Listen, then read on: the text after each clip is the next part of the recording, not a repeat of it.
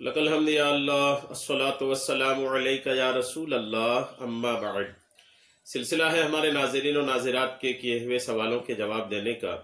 ख्याल रहे कि हमारे नाज़रीन और नाज़िरात हमारे चैनल के वीडियोस के कमेंट्स में अपने सवालात को लिखते हैं। हम इनके सवालों के जवाबात इन कुरान व अहादीस और दीगर किताबों के हवालों से पेश करने की सआदतें हासिल करते हैं। हमारे एक इस्लामी बहन ने ये सवाल की है कि अगर लड़की को अचानक हैज़ आ जाए, नापाक हो जाए, तो क्या तहज्जुद के वक्त वो तस्बीह पढ़ सकती है? ये इनका सवाल है। माशाअल्लाह ये सवाल ये बता रहा है कि आप तहज्जुद गुजार हैं। अल्लाह तबारक ताला आपको तहज्जुद गुजारी पर साबित कदमी अता फरमाए। मेरे चैनल पर तकरीबन 50 से ज़ायद सवालात तहज्जुद के ताल्लुक से हुए हैं और उनके जवाबात मैंने पेश किया है। उसमें से अक्सरियत है जो पूछने वालों के हैं वो इस्लामी बहनें हैं, जो ये बताती हैं कि इस्लामी बहनों की एक बड़ी तादाद है जो तहज्जुद की नमाज पढ़ती हैं। अल्लाह तबारक ताला तहज्जुद पढ़ने वालियों की बरकतें हम सबको अता फरमाए।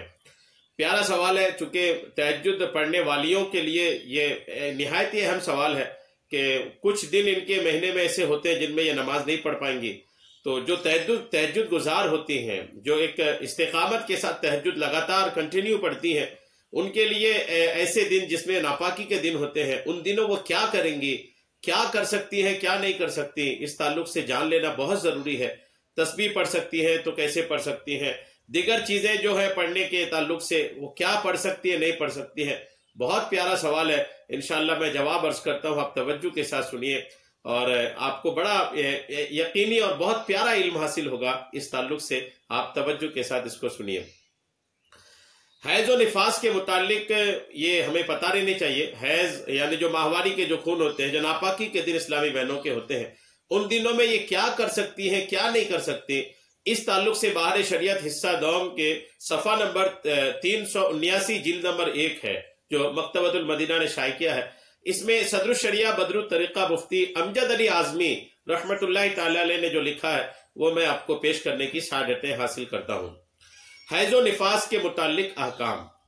हैज़ो निफास वाली औरत को कुरान मजीद पढ़ना देखकर या ज़बानी और उसका छूना, अगरचे उसकी जिल्द मतलब बाइंडिंग बाहर की, या चोली या हाशिया को हाथ या उंगली की नोक या बदन का कोई हिस्सा लगे, ये सब हराम है। कुरान मजीद पढ़ना हालत हैज़ में, नापाकी के दिनों में औरतें कुरान पाक नहीं पढ़ सकती, कुरान को छू भी नहीं सकती, देखकर भी नहीं पढ़ सकती, जबानी याद हो वो भी नहीं पढ़ सकती। नंबर 2, कागज के पर्चे पर कोई सूरा या आयत लिखी हो उसका भी छूना हराम है। कुरान पाक के अलावा किसी और जगह कागज में अगर कहीं पर कुछ लिखा हुआ हो कुरान पाक की कोई आयत, तो वो आयत लिखी हुई कागज को भी छूने की इजाजत नहीं है। जुज़दान में कुरान मजीद हो तो उस जुज़दान के छूने में हरज नहीं है। अगर कुरान पाक जुज़दान के अंदर हो तो उस जुज़दान को चाहे इस्लामी बहनें तो छू सकती हैं, इसमें कोई हरज नहीं है। नंबर 4, इस हालत में कुर्ते के दामन या दोपट्टे के आंचल से या किसी ऐसे कपड़े से जिसको पहने ओढ़े हुए हैं कुरान मजीद छूना हराम है। कुर्ते के दामन से भी कुरान मजीद वो नापाकी के दिनों में नहीं छू सकती, या दोपट्टे के आंचल से या किसी ऐसे कपड़े से जिसको पहन के या ओढ़ करके है, उससे भी नापाकी के दिनों में कुरान मजीद छूना हराम है।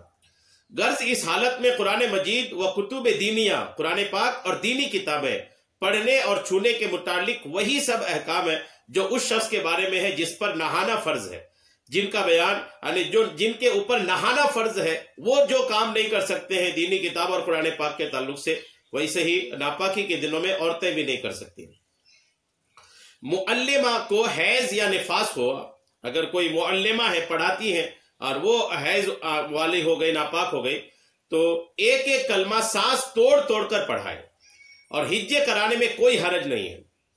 अल्हम्दुलिल्लाह, इस्लाम में कितनी आसानियां हैं। देखिए, अगर कोई इस्लामी बहन कहीं पर किसी को पढ़ाती है और वो पढ़ाने वाली इस्लामी बहन अगर हैज से हो गई, अब उनके पास बच्चे पढ़ते हैं, तो क्या 6-7 दिन 8 दिन वो बच्चों की तालीम पर बड़ा असर पड़ेगा।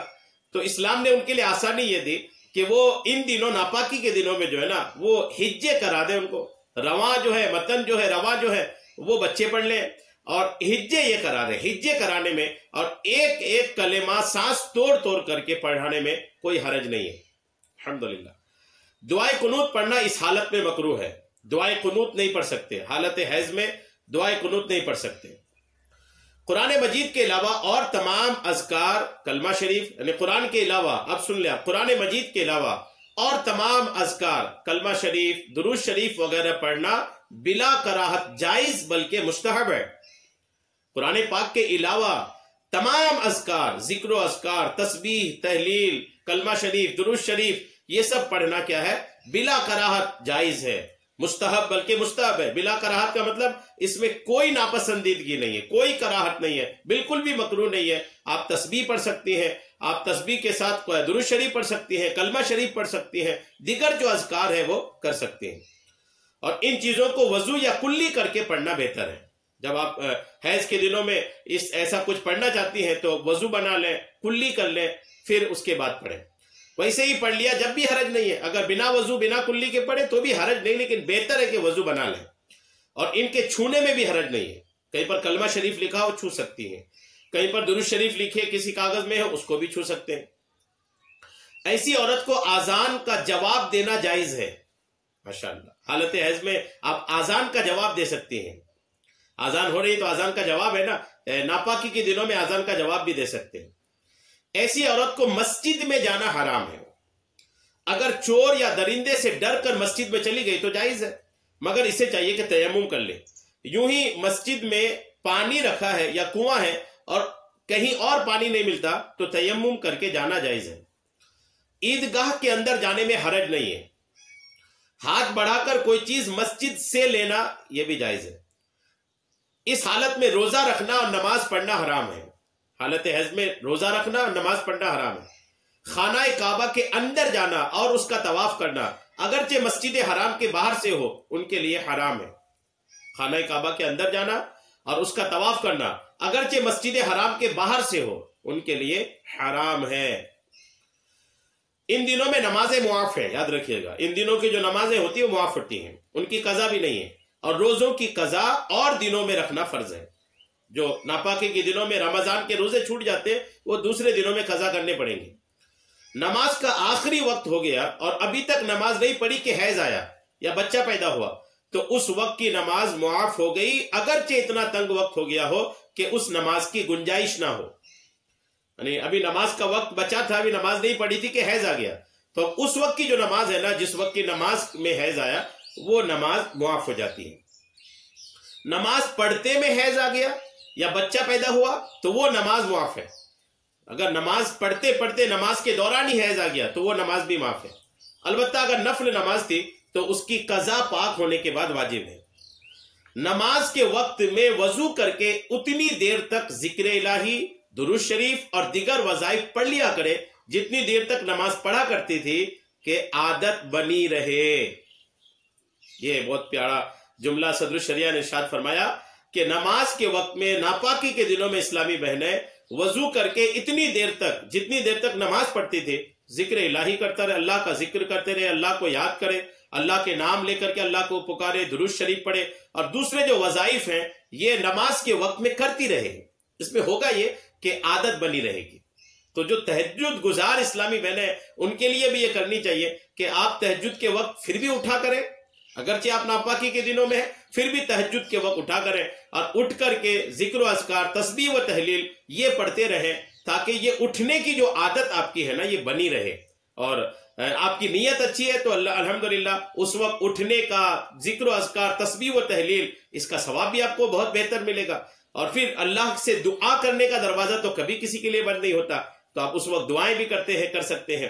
تو امید ہے کہ آپ کو یہ آخری والا جو مسئلہ ہے، ویسے تو تمام مسائل الحمدللہ بہت بہتر ہے اسلامی بہنوں کے لیے، آخری والی جو بات میں نے عرض کیا صدر الشریعہ کے حوالے سے کہ حیض کے دنوں میں بھی نماز کے وقتوں میں اٹھنی چاہیے، نماز کے وقتوں میں تیار ہو کر کے بیٹھ جائیں اور پھر ذکر و اذکار، تسبیح و تحلیل کریں تاکہ ایک جو عادت ہے، ایک روٹین جو ہے وہ ڈسٹرب نہ ہو، آپ کی روٹین بنی رہے، یہ آپ کے لیے بہت بہتر ہوگا۔